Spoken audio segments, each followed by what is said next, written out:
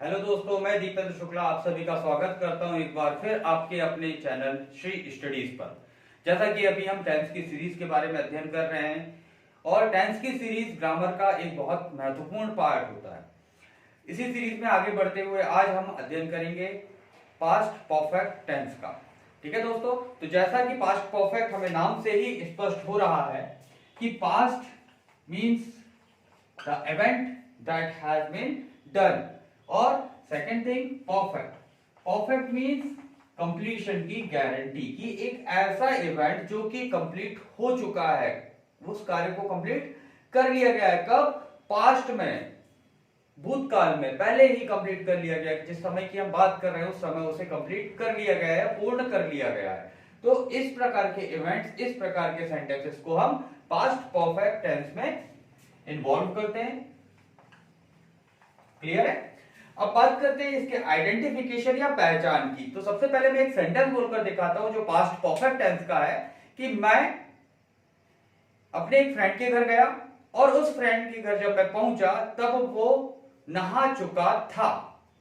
ठीक है, तो जो पास्ट की बात हो रही है कि मैं कभी उसके घर पर गया था, लेकिन जब मैं उसके घर पर गया था वो क्या कर चुका था? नहा चुका था। इसका मतलब उस समय उसने उस कार्य को पूरा कर लिया था। तो जब पास्ट में किसी कार्य को पूरा कर लिया गया हो, पूर्ण होने की गारंटी हो, तो उस टेंस को या उस सेंटेंस को हम किस टेंस के अंतर्गत रखते हैं? पास्ट परफेक्ट टेंस के अंतर्गत रखते हैं। तो इस प्रकार इस टेंस की पहचान या हिंदी में आइडेंटिफिकेशन क्या होती है?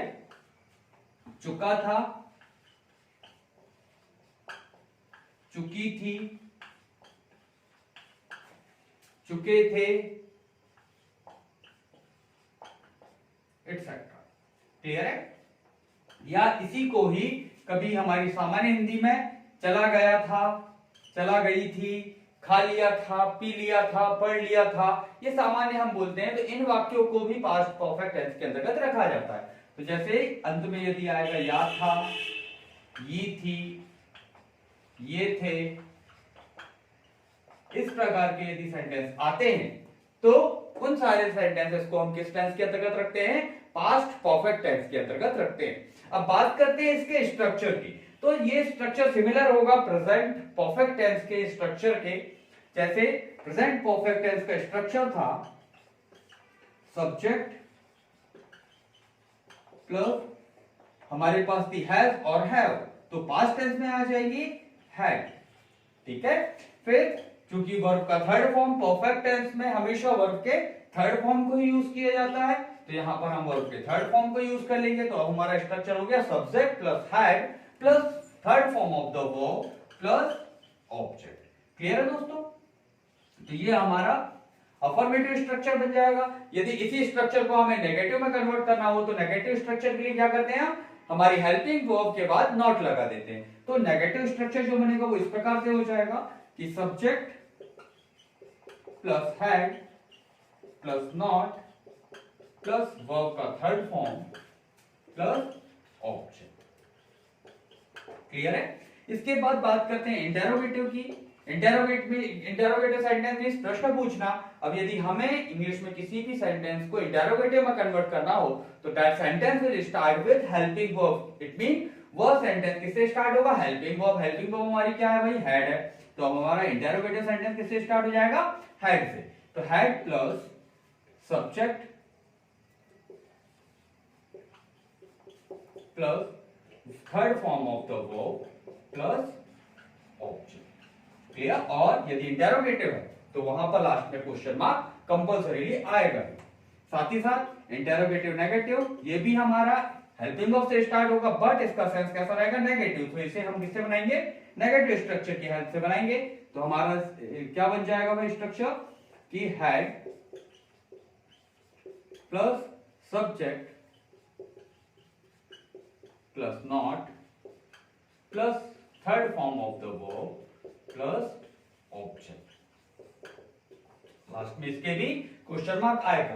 तो इन चारों स्ट्रक्चर्स की हेल्प से हम पास्ट परफेक्ट टेंस के सेंटेंस जिनके अंत में चुका था, चुकी थी, चुके थे, या चला गया था, या ये थी, या ये थे, इस प्रकार के वर्ड यदि आते हैं तो हम इन स्ट्रक्चर्स की हेल्प से उसे कन्वर्ट कर सकते हैं। एग्जांपल्स देख लेते हैं। उसके पहले इस टेंस में ऐसा कुछ विशेष है नहीं, सिर्फ एक ही चीज याद रखने की है, वो क्या है कि वर्ब के थर्ड फॉर्म का उपयोग किया जाएगा। किसी भी परफेक्ट टेंस में हमेशा हम किस फॉर्म का यूज करते हैं, वर्ब के थर्ड फॉर्म का यूज करते हैं। क्लियर है दोस्तों? तो अब हम सेंटेंस का फॉर्मेशन देख लेते हैं। जैसे एक सेंटेंस है, इसका एग्जांपल हम देखते हैं कि मैं आम खा चुका था। फिर से हम सिमेट्री में ही बात करेंगे ताकि आपको सेंटेंस के कंपैरिजन में या स्ट्रक्चर्स के कंपैरिजन में तकलीफ ना हो। तो मैं आम खा चुका था। What is the subject in this sentence? मैं मींस आई। क्या खाया था आपने? आम खाया था। कौन सा काम किया था? खाने का। तो ये हो गई वर्ब और ये हो गया ऑब्जेक्ट। और ये चुका था, it mean it is the identification of past perfect tense. Clear है? तो अब इसका ट्रांसलेशन देख लेते हैं। फर्स्ट मैं मीन होता है आई, अफर्मेटिव में ट्रांसलेशन होगा। सो आई के बाद हैड एक ही हेल्पिंग वर्ब है। फिर वर्ब का थर्ड फॉर्म ईट, एट और ईटर। तो यहां पर हम यूज करेंगे ईटर। और क्या खाया था आपने? मैंगो या आम खाया था, तो आम को कहा जाता है मैंगो। क्लियर है दोस्तों? यदि हम इसका नेगेटिव बनाएंगे तो नेगेटिव किस प्रकार से बनेगा? नेगेटिव बनेगा भाई subject as it is I, फिर हैड, फिर उसके बाद नॉट, वर्ब क्या है? खाना, तो ईटन, वर्ब का फॉर्म वही रहेगा और ऑब्जेक्ट रहेगा मैंगो। क्लियर?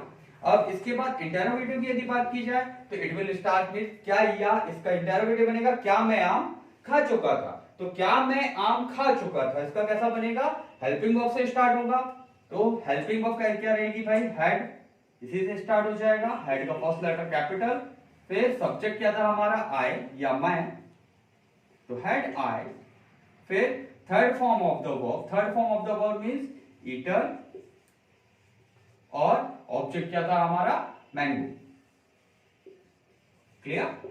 और लास्ट में आ जाएगा क्वेश्चन मार्क। इसी के साथ यदि इंटरोगेटिव और नेगेटिव बनाना हो, इट भी प्रश्न भी पूछना है, साथ ही साथ नेगेटिव सेंस भी देना है, तो हम किसका यूज करेंगे? इंटरोगेटिव नेगेटिव स्ट्रक्चर का, जो कि हमारे पास ये है। सेंटेंस किस प्रकार से बन जाएगा कि क्या मैं आम नहीं खा चुका था। तो क्या मैं आम नहीं खा चुका था, इस कंडीशन में क्या बनेगा? सबसे पहले तो हैड ही आ जाएगा, फिर मैं मींस आई, हैड आई, फिर नॉट, फिर वर्ब का थर्ड फॉर्म ईटन, फिर ऑब्जेक्ट क्या हो जाएगा? मैंगो, लास्ट में क्वेश्चन मार्क। तो इस प्रकार से इन स्ट्रक्चर्स की हेल्प से और इस मेथड को फॉलो कर हम वेरियस काइंड्स ऑफ सेंटेंस जो कि पास्ट परफेक्ट टेंस को फॉलो करते हैं, उन सेंटेंसेस का हिंदी से इंग्लिश में ट्रांसलेशन कर सकते हैं। और दोस्तों सिर्फ यही स्ट्रक्चर रहेगा, बहुत ज्यादा कुछ इस टेंस में है नहीं समझाने को, बहुत सिंपल सा स्ट्रक्चर है। एक बार में आपको शायद ये चीज समझ में आ गई होगी। तो दोस्तों आज का ये वीडियो हम यहीं पर समाप्त करते हैं। मुझे आशा है कि आपको ये पास्ट परफेक्ट टेंस के स्ट्रक्चर, इसकी सारी चीजें आपको बहुत अच्छे से समझ में आई होगी। यदि आपको मेरा ये वीडियो पसंद आया हो तो प्लीज इस चैनल को लाइक करें, सब्सक्राइब करें। ठीक है दोस्तों, मिलते हैं अगले वीडियो में, तब तक के लिए जय हिंद।